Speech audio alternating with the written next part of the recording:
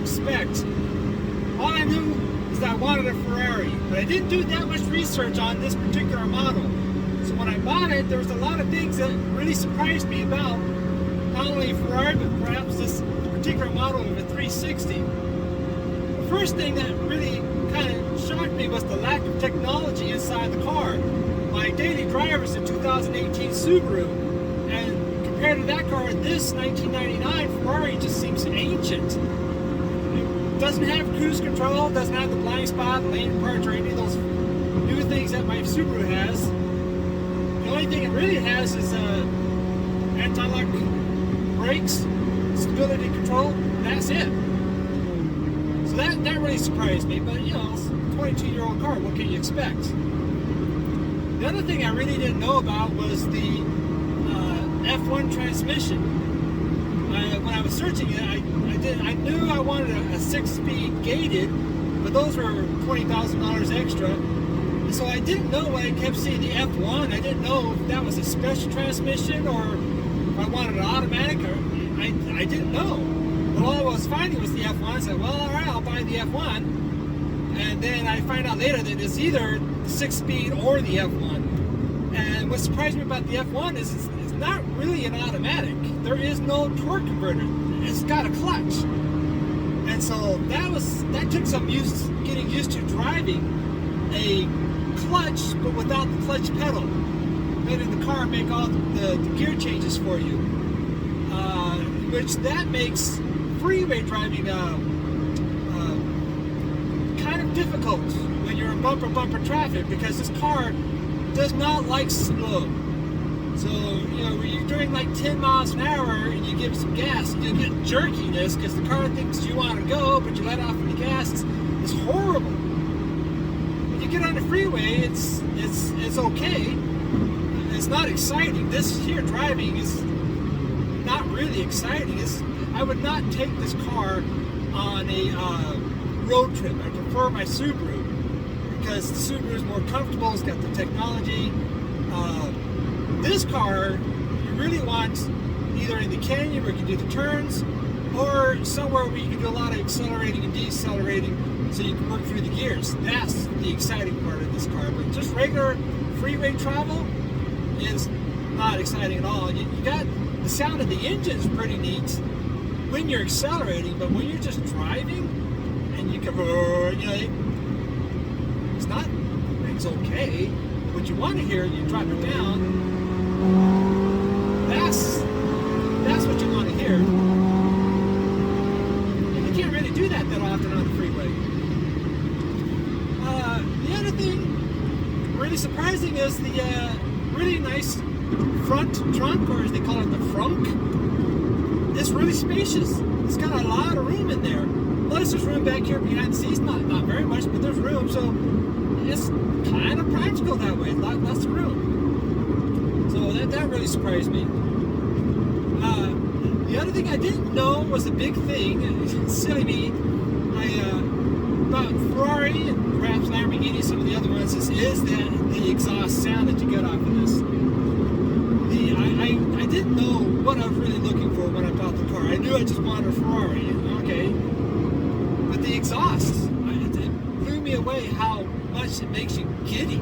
Just listening to that exhaust. It's wonderful. So that surprised me. I didn't know that was a thing. The other thing I learned is how easy this car is to work on. Super easy. The engine back there has got space all over the place. I remember back in the day, I used to work on, you know, like a Ford Escort or something like that. It's pretty tight space. Here, lots of space all over the place, so it's fairly easy to work on. When I bought the car, one of the things I was concerned about was rust. So the mechanic that I got it from, you know, I said, okay, does it have any rust? He said, it's an all aluminum body and frame. Practically everything in this car is aluminum, and aluminum doesn't rust. Well, that works out well, and there's a huge departure from the 355 that was replaced, and to kind of really highlight that and accentuate that, there's a lot of aluminum panels inside the car that some people later on outfitted with the carbon fiber. I don't like the carbon fiber. Oh, I just got a big chip in my windshield, I think. What is that? I don't see anything. I don't like the look of the carbon fiber. I like this classic aluminum look. Also, it kind of harkens back to the 308, and I think even the 328 had this same kind of aluminum dash. I like it. So I'm no interest in upgrading to the carbon fiber.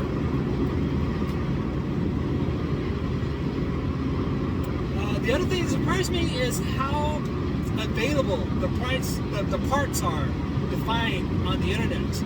I know of two sources, Recombi, which seems to be a really popular site for parts, and Scuderia, I think,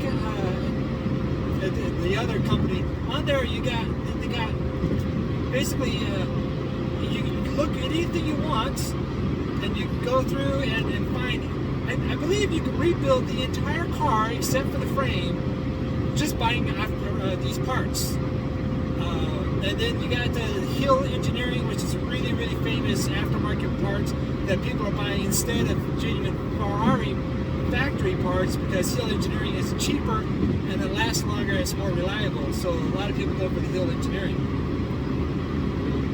I remember younger, when I was dreaming of someday owning a Ferrari, being worried about where do you actually go. You'd be afraid to drive anywhere. You're afraid of either people hounding you or mugging you because they think you're rich because you got a Ferrari. So also, it just doesn't take dips and bumps so well. And so my thought was, anytime you get behind the wheel, you really have to know where you're going. You got to plan out all your courses to make sure it's safe and you can actually navigate the road. Very quickly, I just ditched that. I'm just like, oh, I got to go do some errand. I'm in the Ferrari, and off I go. And then I got into downtown Salt Lake, up in the capital area, and there's some really steep hills. And I got down to the bottom of it, it's a big ditch. That I think I scraped bottom down, but that was scary. And that's when I really should have maybe backed out or really knew where I was going before I went there. But I got real casual driving this car. That surprised me. The other thing was this horn. The original horn really disappointed me. When I first got it, the oil changed at Jiffy Lube, the guys there were like, oh, honk your horn, honk your horn. And I got honked it. Alright, that was great. Well, because it sounded like every other horn out there. Well, I changed that. I put on a real air horn, see. And now it sounds like a real Ferrari, and I love it. Yeah, some people think it's silly, but I love it. I remember when this car came out in '99, it was super popular. I hated it because they were doing away with that boxy classic Ferrari look that I like of the 308, the 328, 355, the 348, that boxy 80s look that a lot of other cars did as well. I liked it. And so when this swoopy lines came out, I was like, no, give me my old Ferrari. And the car was too popular. Like, everybody was using this car. And I didn't like it. But so once I got it in my garage, and I'm looking at it every day and thinking, I like it. I like this car a lot. And when I got it, I thought, I don't know, maybe I'll have it for a year and then sell it. The more I have it, the more I love the design, and the more I'm thinking, I don't know if I'll ever sell it. Also, I've learned this has a huge blind spot. As you see me turning in my head every time I change lanes, I really got to look, because it's got this blind spot. It's huge. So that took some getting used to. As to be expected, which this has a very, very tight turning radius. I guess it's to be expected because it's a race car, basically, for the road. And so that surprised me. It's like, wow, I don't have to worry about turning in a tight, narrow street. It turns very, very well. I have a friend who works out on a racetrack, and he invited me to be able to take the car out there and really drive it. I was really excited about that. Like, finally, I get to open up, see what kind of top speed I can get on this car and not worry about tickets wherever, and really take it to the turns and have fun with it. I did not have fun with it. I didn't have fun because it's my car, and I'm worried that you hit those turns and I'm going to overshoot it and go right into the curb or the ditch or whatever. And so I was really cautious with it, and I was really careful. And there's a lot of debris on the track from the pieces of the tires and stuff from all the other cars were really racing like they're supposed to. So through the whole day, I'm hearing as I'm running over all the debris on the racetrack. So I got the debris. I'm always worried that I'm going to overshoot a turn, not brake hard enough. And the track was meant for the turn, so I didn't have long stretches to really get to top speed. And so I think the fastest I got was like 100 miles an hour. I was hoping for faster. So it was disappointing. I think I got that out of my system. I might do it again, but I don't know. I'm just too afraid of damaging the car. Which I understand it maybe driving the car and not rubbing it down with a diaper, but it just concerned me. I'll think about that one.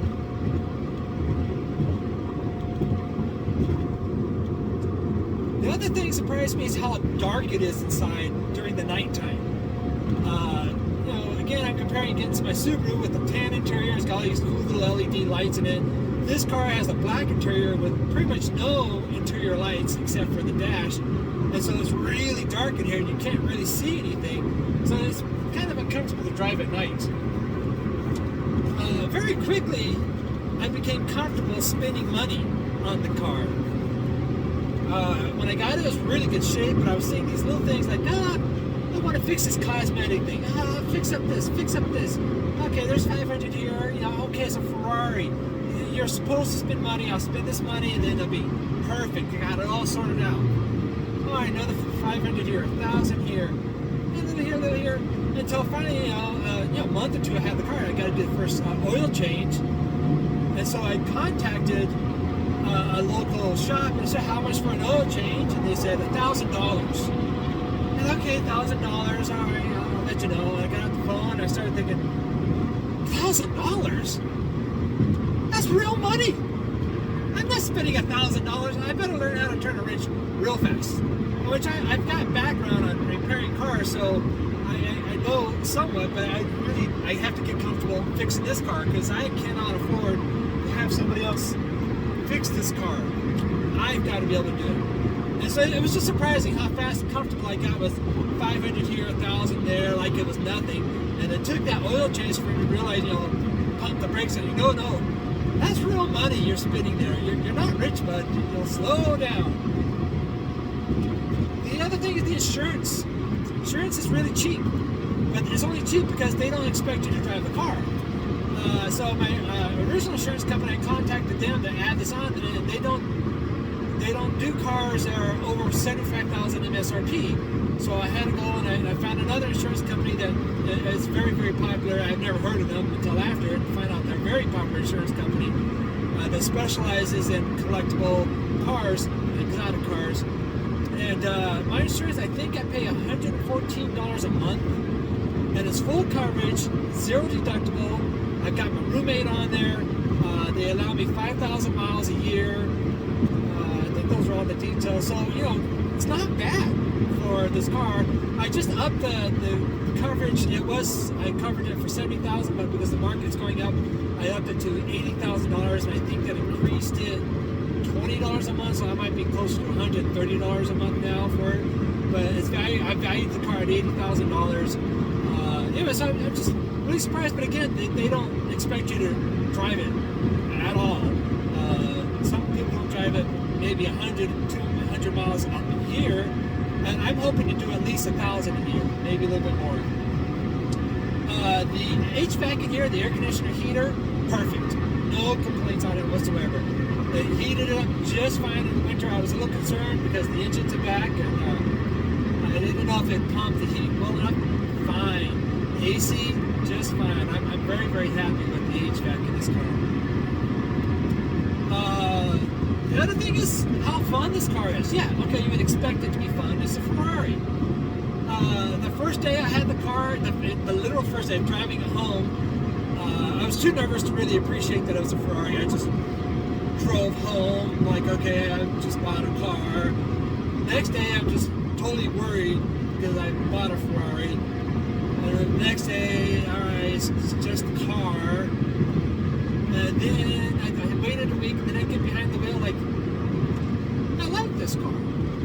You know, I drove it, and then I went and took it to get some paint work done and some other work that had it out for a couple of weeks. And the first day I got it back after a couple of weeks, I'm like, I really like this car. This is not an ordinary car. This is something special. This is, you know, it's not the fastest car out there. It's not the most expensive, not the cheapest, not the most reliable. It's fun. I really like this car. So lastly, the number one thing that surprised me about buying this car and owning a Ferrari is how quickly that me and my family, my friends, adapted to calling it the car. We don't call it the Ferrari, it's the car. Capital T, capital C. And I think I might have started, I really don't remember, but now it's the car. And it's wonderful, it's kind of neat. You know, like we got the he that shall not be named sort of a thing. Like we don't want to take the name in vain, so we, you know, call it the car. Anyway, that's fun. So those are my things. I think that was about 21 things that I've learned about the car since owning it. That's all I share with you. Thanks for listening.